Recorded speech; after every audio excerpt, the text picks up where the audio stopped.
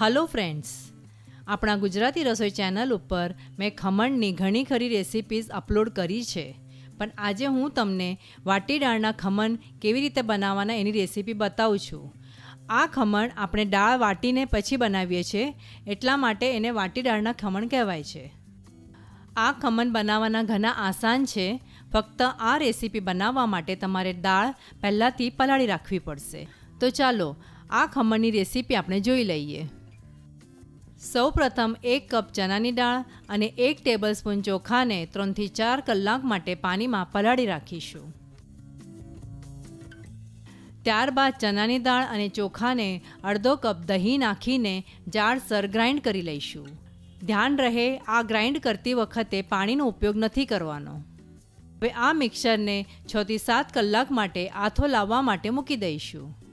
ઉનાળામાં તો આમ તો આ ખીરાને આથો વ્યવસ્થિત આવી જશે, પણ શિયાળામાં અને ચોમાસામાં આ ખીરાને આથો આવે એ માટે જે જગ્યાએ ઉષ્ણતા હોય એ જગ્યાએ આ વાસણ મૂકીશું. હવે આ ખીરાને આથો આવી ગયા બાદ હાફ ટીસ્પૂન હળદર,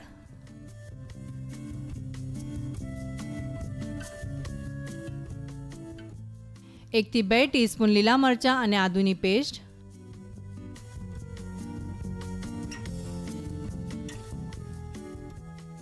1 ટીસ્પૂન ખાંડ,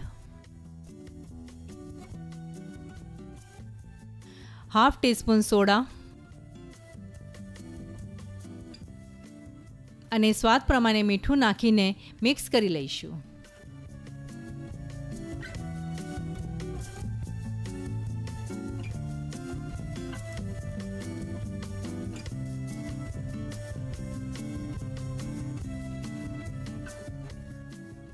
થોડું પાણી નાખીને ફરીથી એકવાર હલાવી લઈશું.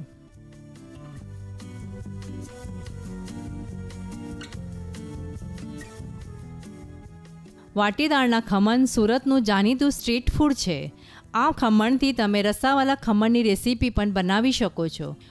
સુરતના રસાવાલા ખમણની રેસીપી જો તમને જોવી હોય તો મિત્રો કમેન્ટ સેક્શનમાં મને જણાવશો. આવનારા દિવસોમાં આ રેસીપી તમારા માટે અપલોડ કરીશ.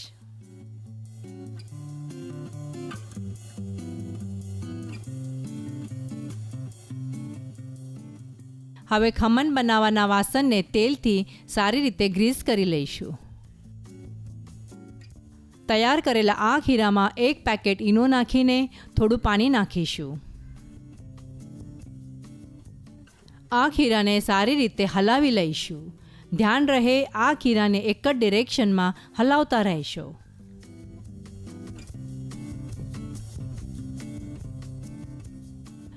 હવે આ ખીરું આપણું ફ્લફી થઈ ગયું છે.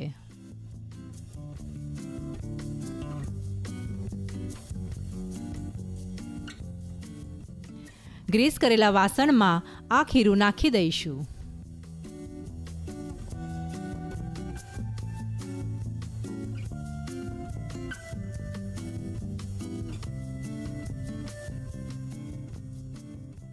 ખીરાને આ રીતે ઇવન કરી લઈશું.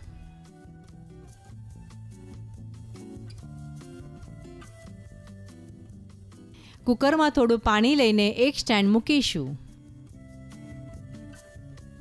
વાસણને એ કુકરમાં મૂકી દઈશું. કુકરને ઢાંકણ લગાવીને 15 થી 20 મિનિટ મીડિયમ ફ્લેમ ઉપર રહેવા દઈશું. મિત્રો ધ્યાન રહે, કુકરને સીટી ના લગાડશો. આપણા ખમણ સરસ તૈયાર થઈ ગયા છે. હવે આને ઠંડુ થવા દઈશું. ઠંડુ થયા બાદ એને ચોરસ પીસીસમાં કાપી લઈશું.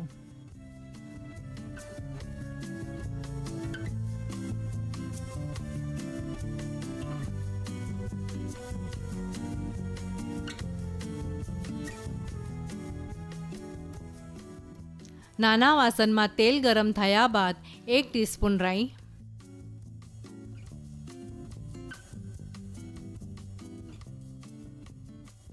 1/2 ટીસ્પૂન હિંગ, 4 થી 5 લાંબા કાપેલા લીલા મરચાં અને 8 થી 10 લીલો લીમડો નાખીને વઘાર તૈયાર કરીશું. આ વઘારને કાપેલા ખમણ ઉપર નાખી દઈશું. આપણા ખમણ મસ્ત લાગે છે, હે ને? હવે લીલા ધાણાથી ગાર્નિશ કરીશું. સુરતના વાટીદાળના ખમણ ખાવા માટે તૈયાર છે. આ ખમણ તમે આજે જ બનાવશો અને તમને ભાવ્યા કે નહીં એની કમેન્ટ જરૂર કરશો.